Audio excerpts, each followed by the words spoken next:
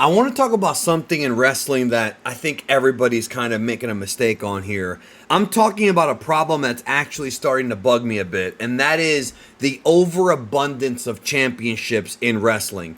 WWE has way too many titles. New Japan Pro Wrestling has way too many titles, and AEW has way too many titles. And I want to give you sort of like my thoughts on this because you've got fans from WWE pointing the finger at AEW and vice versa. And then you've got New Japan, who is just completely over the top. Let me explain. So when you have a lot of different championships, when you have a lot of different titles, it lowers the meaning of each title. And at least when it comes to WWE, they've been able to kind of divide the titles amongst the three brands. Now, I want to make this clear. When I say there's too many titles, I'm talking about when I say WWE, I'm including NXT.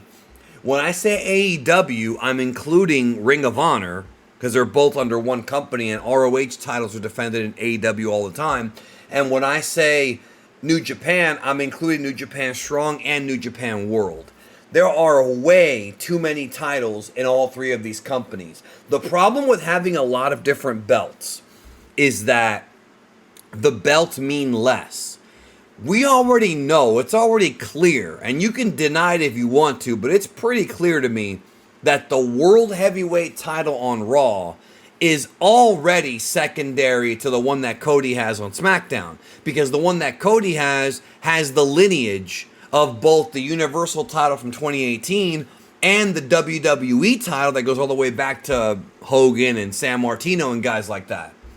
So that's going to be the clear belt. The World Heavyweight title that Gunther has now, that lineage is not the same as the World Heavyweight title that WWE had during the roster split or even the one they got from WCW, although it definitely is meant to look like that. It's not the same lineage. This lineage, Seth Rollins was the first champion last year. So it's going to take time for them to ever really make that the main title, and it never will be because the Cody belt is the one that Roman has, is the one that Rock wants. It's the belt in the company. So you've already got a situation where on pay-per-views, Cody almost always closes the show, and that gives the image of that title, you know, being the significant one. But then underneath it, you've got your sort of your upper mid-card titles, the Intercontinental, the US title. Then you've got the tag team titles. And then you've got the women's titles and the women's tag team titles. Now, I'm happy that with the women's tag titles, they can go across Raw and SmackDown. And I actually wish it was that way for Cody's title, because it would make a lot of sense if Cody could actually defend that title against guys from both brands. The issue is they want to keep the brands apart, except when it's convenient for them not to. Now, I heard that WWE is considering adding mid-card women's titles. So basically intercontinental women's titles and US women's titles. I think this is a mistake, and I'll tell you why. It has nothing to do with sexism at all. It's nothing like that. Objectively speaking, there are more male wrestlers in WWE than there are women. Women will oftentimes get way more in-ring now than they ever have in the history of the business, without question, right? And they'll oftentimes take up a lot of the show, but if you look at the actual rosters, you have, for every woman, you've got 3 guys, right? And because of that, it makes sense to have a mid-card title for the guys, but maybe not for the women, because the women they already have enough titles. And I feel like there just aren't enough women to justify having mid-card women's title, especially 2 of them, when you've already got 2 women's champions, 1 on each brand, and 3 if you count NXT. And NXT now has a North American women's title. You just can't have too many champions because Then you're going to have your super cards where you'll have most of the titles on the line, but can you really have all the titles on the line? Again, it feels like the company is trying to play fair in a way, but I think already they have too many belts. Look at AEW. So the issue with AEW is you've got the AEW World Title, then you've got like 4 titles in the upper mid to mid card range that are literally just there because they're just not the world title. You've got the TNT title, you've got the Continental title, you've got the International title, which is now MJF's like American title, and you've got the FTW title. Do you really need 4 singles non-world champions? I don't think you do. The FTW title, as I've said before, was a gimmick championship that Taz introduced in '98 because he got sick of waiting for Shane Douglas to defend his title. So he created his own title, which is the FTW, the Fuck the World Championship, right? Do you really need that, plus a Continental, plus an American, plus a TNT? It's too many titles on top of you've got the AEW Tag Champions, you've got the Trios Champions, and Tony Khan is talking about doing like intergender champions, where there's one male and one female to have a title. It's just too much. And even though AEW has a huge roster, and so do WWE, I think the more titles you have in the company, the less they all mean. And I think ultimately, right now, I don't think any singles AEW championship is all that prestigious except for the one that Swerve has. And I know that MJF is doing his best to get that American title over. And I know Okada's always going to give you good matches as the Continental Champion. I'm not saying that in a bad way. I'm not saying that the talents are at fault here. It's just that it would feel more organic if people went after a singular prize and having so many other options. Like, to me, it's just there are 5 singles male titles, and that's just AEW. We're not even talking about Ring of Honor, which has the ROH World title, the TV title, the television title. They don't even have television. They have a television title. They have their own trios title, because I guess those have been, like, split again.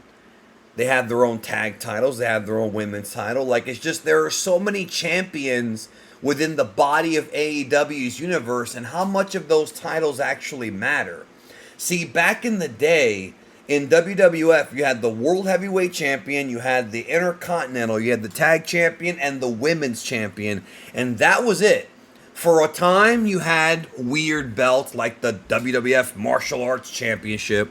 You had the women's tag titles in the 80s with the Jumping Bomb Angels. Then they got rid of those. And then for a while, it was like that. Then they added the European title. And they kind of got rid of the European title when they started shifting the brand split. Because the European title pretty much got absorbed into the Intercontinental title, and that was the last we saw of it. So even they recognized that there was no point in having a European champion. And even though during the Attitude Era, it was a featured belt, it was clearly below the Intercontinental and below the World Heavyweight title. So it was just almost like a lower mid-card belt. Same thing with WCW. You had the US title, the TV title. Then you had the World Heavyweight and Cruiserweight titles. Now, I think with that, you're actually fine just like that. Then you had for a little while the women's title, but WCW never really had a serious women's division. They tried it in the 90s for a while, and then they just dropped it. That wasn't their MO. But the point I'm trying to make is, nowadays, why do you have so many champions? I mean, look at New Japan. I already mentioned WWE and AEW. New Japan does not have the biggest roster they've ever had. A lot of their top guys are now AEW guys. Will Ospreay, Okada, Jay White. These are the guys who are at the top of the cards for New Japan for years and years. Moxley is in both companies. You know, you've got these guys, and New Japan's roster, when they bring in some outside guys, you know, it can seem bigger, but it's not that big of a roster. So you've got situations where you've got guys who are challenging for, say, the never open weight title, and then when they lose that, then they decide to go challenge for the IWGP US title, and just it becomes a thing where you're playing almost hot potato with each wrestler wanting to trade off every other title. It just is too much. It is too much. There are too many champions in wrestling. Titles, I think the less amount of titles you have, the more important championship matches are, the more there is to fight for because there's not so many options. And it's becoming a situation where if everybody's a champion on your roster, then nobody is a champion on your roster. And you use these titles to highlight your best talent and to give characters something to fight over, both the good guys and the bad guys. But having too many titles, it's pointless. All it does is make everything else more meaningless. So to me, I just feel like wrestling overall, WWE should not be adding more titles. AEW should be trying to remove some of their titles. And you could make some alterations for WWE as well. And New Japan just does not have the roster size right now. I'm not saying they can't build up to a bigger roster in the coming years. They probably will. But right now, their roster is just not big enough to warrant having all these titles. And I just don't think it's just pointless to me. It's just completely pointless to me. That's me. I'm an old school fan, though. The least amount of titles there are, the more they mean, and they have to be respected. That's the other thing. They have to be respected. So, anyways, man, that's going to do it for this video. What do you think? Are there too many championships in wrestling? How many do you think is a good amount? I think 4 or 5 for in total. Maybe 6 if you have a women's division or something like that. Fine.